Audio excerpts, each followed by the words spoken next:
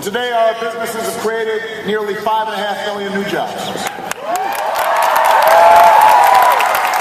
The American auto industry is back on top. Home values are on the rise. We're less dependent on foreign oil than any time in the last 20 years. And because of the service and sacrifice of our brave men and women, the war in Iraq is over. The war in Afghanistan is coming to a close. Al-Qaeda is on the run. Osama bin Laden is dead.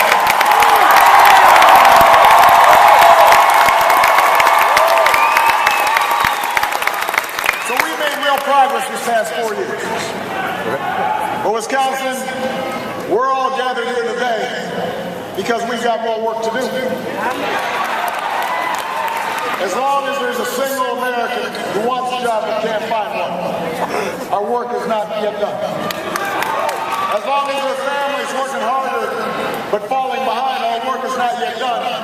As long as there's a child any place in Milwaukee, any place in Wisconsin, any place in this country who's languishing in poverty and barred from opportunity, our fight goes on.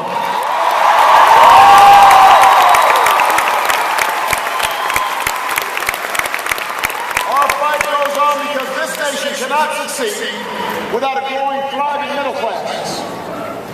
Our fight goes on because America's always done best when everybody's got a fair share. Everybody's doing their fair share. Everybody is playing by the same rules. That's what we believe. That's why you elected me in 2008. That's why I'm running for the second term as president of the United States of America.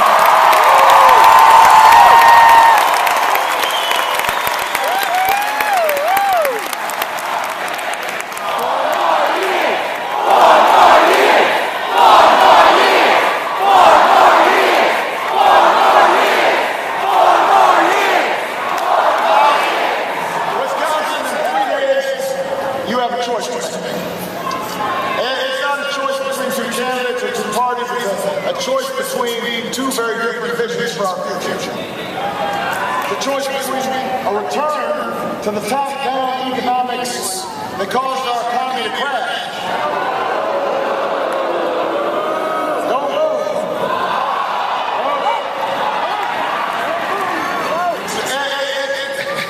It's a choice between that and a future that's built on making sure everybody is playing their part, that we're creating a strong and growing middle class, but also ladders of opportunity for people who are willing to work hard to get into that middle class. You know, and keep in mind, we don't, as Americans, expect success to be handed to us. As Americans, we honor the strivers, the dreamers, the risk takers, the entrepreneurs, the small business people. Everybody, the folks who are the driving force behind that free enterprise system. The greatest engine of growth and prosperity the world's ever known. But we also believe that for our market and for free enterprise to succeed, everybody has to have a shot. Opportunity has to be open to everybody, not just some. We think our country succeeds when everybody has a chance to get a good education and learn new skills.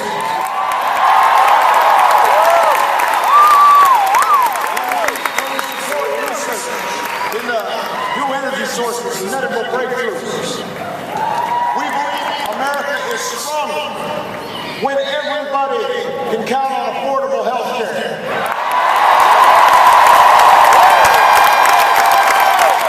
When Medicare and Social Security are there for our golden years. When there are rules in place to protect our kids from toxic dumping, mercury pollution. When there are rules in place to protect consumers from unscrupulous credit card companies or mortgage lenders. We believe that our democracy works best when everybody has a voice. We believe that politicians in Washington need to stay in touch with what's happening on the ground, and that there's some things they should leave alone. For example, making sure that healthcare choices for women are controlled by women as opposed to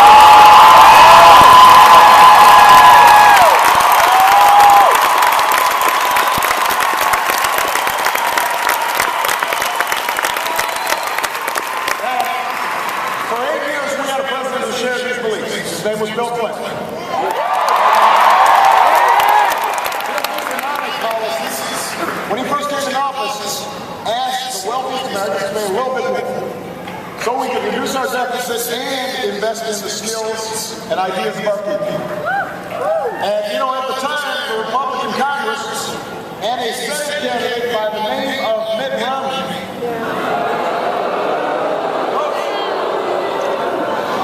they said that Bill Clinton's plan would hurt the economy and kill jobs. Does that sound familiar? That's what they said.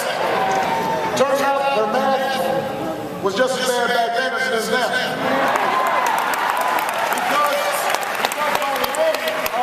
Bill Clinton's second term, America had created 23 million new jobs, and incomes were up, and poverty was down, and our deficit had turned into a surplus. So, Wisconsin, we know what ideas work. We know our ideas work, and we know that their ideas don't work.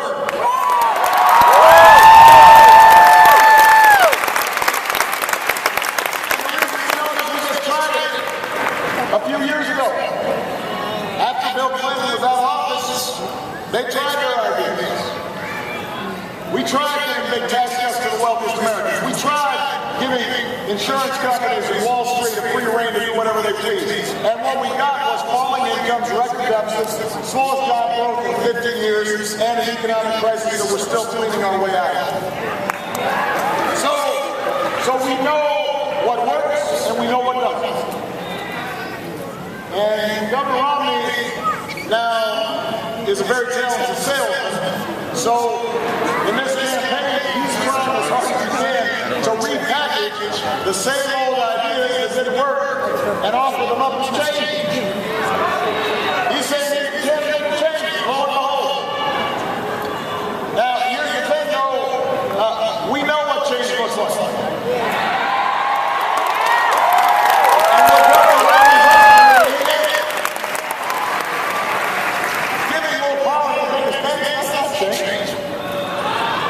Another $5 trillion tax cut to the wealthiest Americans, that's not change. No. Refusing to answer details about your policies until after the election, that's definitely not change. We've heard that from politicians before. Ruling out compromise. Pledging to rubber stamp the Tea Party's agenda in Congress, that's not change. Changing the facts when they're inconvenient to your campaign, that's definitely not changing.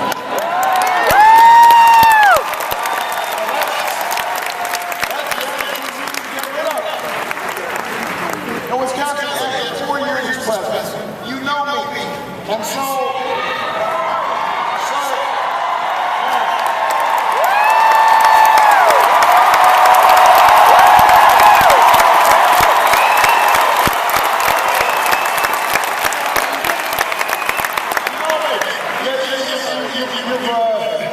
you watch me age before your eyes. And you may not agree with every decision I've made. Sometimes you may be frustrated by the pace of change, but you know where I stand. You know what I believe. You know I mean what I say. And I say what I mean.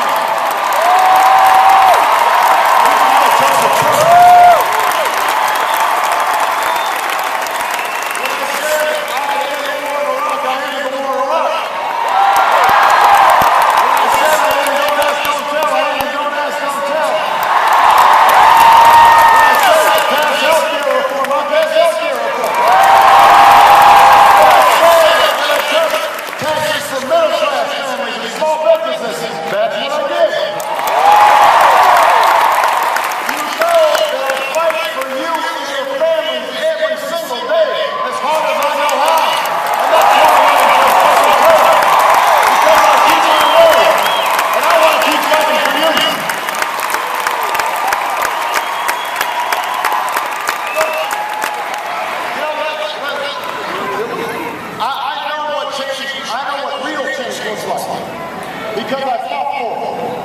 And so have you. I've got the scars to prove. And after all we've been through together, we can't give up now. We need to keep on going. Because we've got more change to bring about. So let me paint that vision. country where every American has a shot at good education.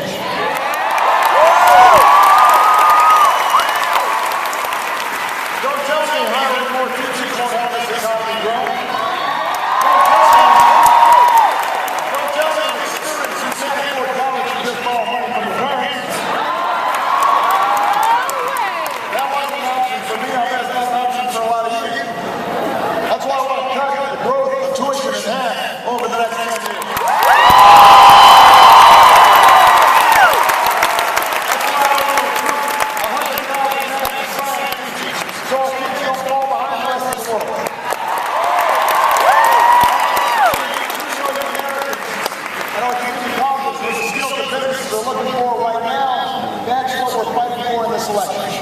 That's what real change is.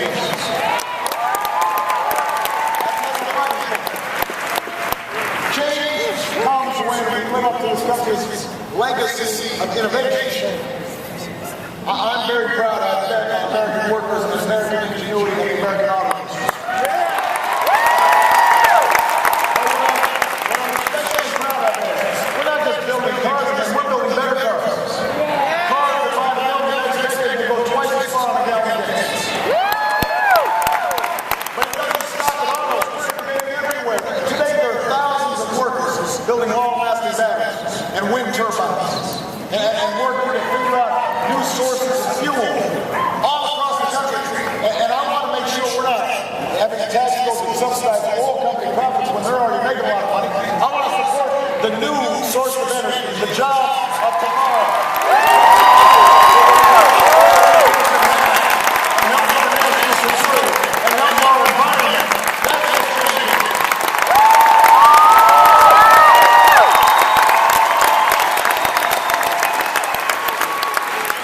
I don't want to tax code more companies to ship jobs overseas. I want more companies that are investing right here in Milwaukee. Investing in next generation manufacturing. That's the future I see for our country, and I know it's there. It's ready within our grasp. Change is turning the page on a decade of war, so we can do some nation building here at home.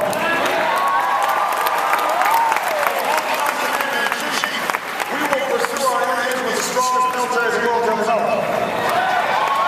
But it's time to use some of the savings from ending the Iraq War, winding down the Afghan War, to pay down our debt and rebuild America.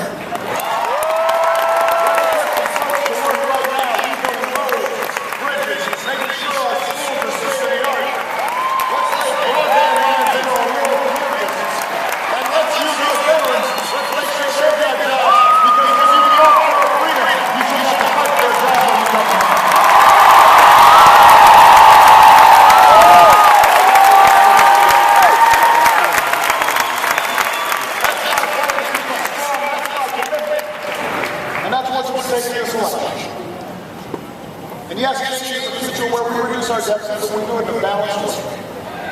I've signed $1 trillion worth of cuts. I am prepared to do more, but if we're serious about the deficits, we've also got to ask the wealthiest Americans to go back to the tax rates they paid when Bill Clinton was in office.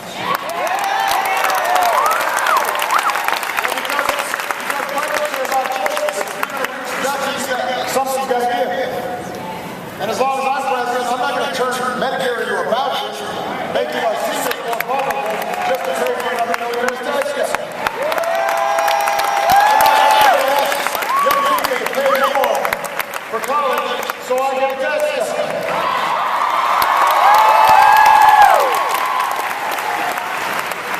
So we know what change is. We know what the future requires. And Wisconsin, we know it won't be easy. The next phase of change will not be easy. You know, back in 2008, I know a lot of folks, they were swept up in the excitement, had the posters, but sometimes maybe people didn't hear me when I said, change which we believe in is not just changing presidents, it's not just changing parties, it's changing our politics, it's changing the system. I ran because the voices of American people, your voices, have been shut out of our democracy for way too long by lobbyists and special interests, politicians who will do whatever it takes, say whatever it takes, just to keep things the way they are. the protectors of the status quo. Over the last 4 years, those protectors of the status quo in Washington, they have fought us every step of the way. Spent millions on us to stop us from reforming the healthcare system. Spent millions trying to stop us from reforming Wall Street. They engineered a strategy of gridlock in Congress, refusing to compromise on ideas that Democrats and Republicans used to agree to as past. And the reason they did it is because they've got our union so torn down by all the squabble, so tired of all the dysfunction, that you just give up, you walk away, you leave them in power. No! In other words, Wisconsin, their bet is on citizens. They figure they can outlast us. They figure, you know what, yeah, these guys may get enthusiastic, but over time, you know, that enthusiasm fades away, and we're still here. But Wisconsin, see, my bet is on you.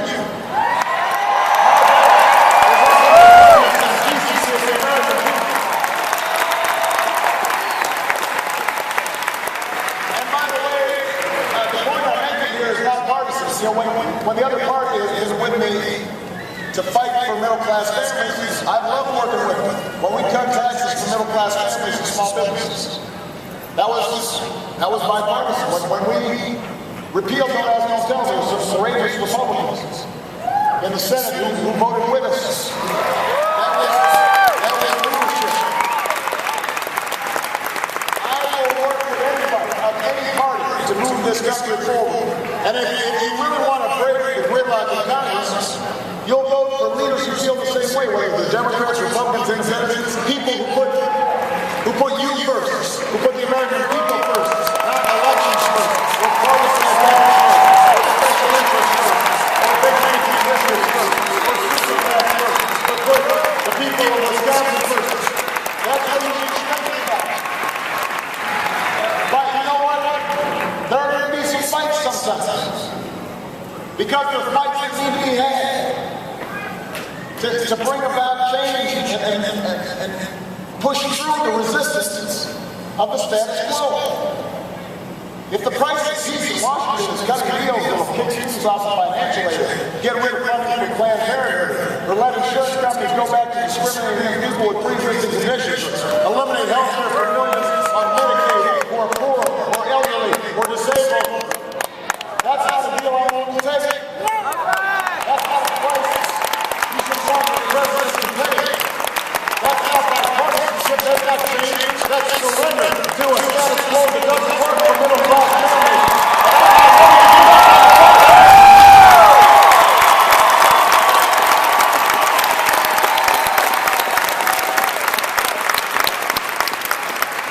I'm not ready to give up on the fight. And I hope you aren't either, Wisconsin.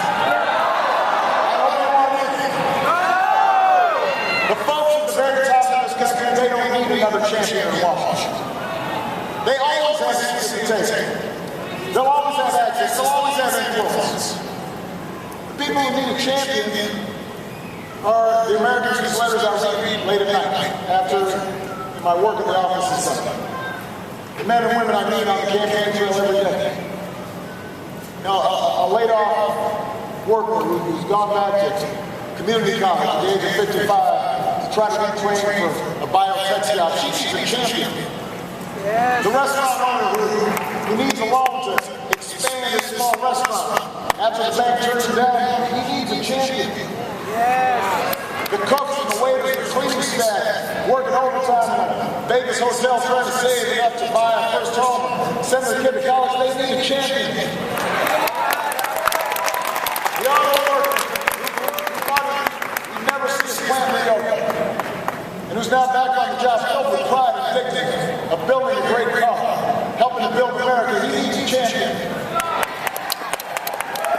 That teacher in an overcrowded classroom with outdated school books, digging into her own pocket to buy school supplies, but never getting a car. She's a champion. All those kids in inner cities and small farm towns in the rolling hills of Virginia